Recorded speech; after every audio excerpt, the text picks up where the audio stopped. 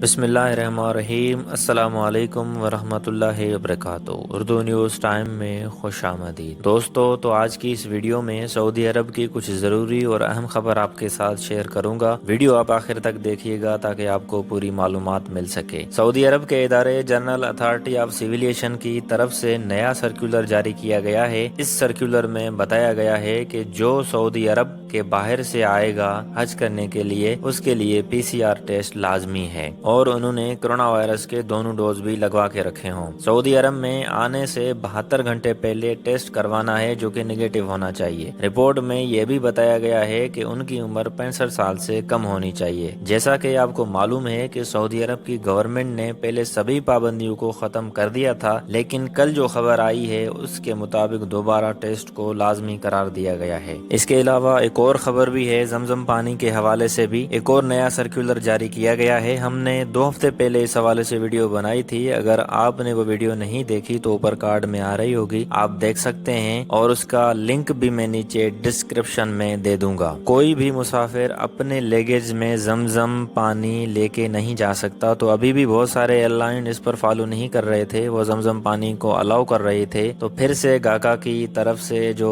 Circular جاری کیا گیا ہے اور سختی کے ساتھ منع کیا ہے کہ جو سامان آپ بھیج رہے ہیں جہاز میں، ان لیگیج میں آپ زمزم پانی نہیں لے جا سکتے۔ یہاں پر یہ کلیئر نہیں بتایا گیا کہ جو الگ سے 5 لیٹر زمزم ہم لیتے ہیں ایئرپورٹ سے، وہ اٹھانے دیں گے یا نہیں۔ بہت سے لوگ یہی تو کہہ رہے ہیں کہ ہینڈ کیری میں بھی لے کے جا سکتے ہیں، لیکن گاکا کی طرف سے کوئی بھی ایسا پیغام نہیں موصول ہوا ہے۔ بہتر یہی ہے کہ جس ایئر لائن کا آپ ٹکٹ خرید رہے ہو، آپ ان سے رابطہ کر کے پوچھ سکتے ہیں کہ ہم زمزم لے کے جا سکتے ہیں یا نہیں۔ تو یہاں تک تھی آج کی ویڈیو۔ مزید خبروں اور اپڈیٹ کے لیے ہمارے ساتھ رہیے گا۔ چینل پر اگر نئے ہو تو سبسکرائب کر دو، بیل کے آئیکن کو دبا دو۔ انشاءاللہ آپ سے ملاقات ہوتی ہے نیکسٹ ویڈیو میں، تب تک کے لیے اللہ حافظ۔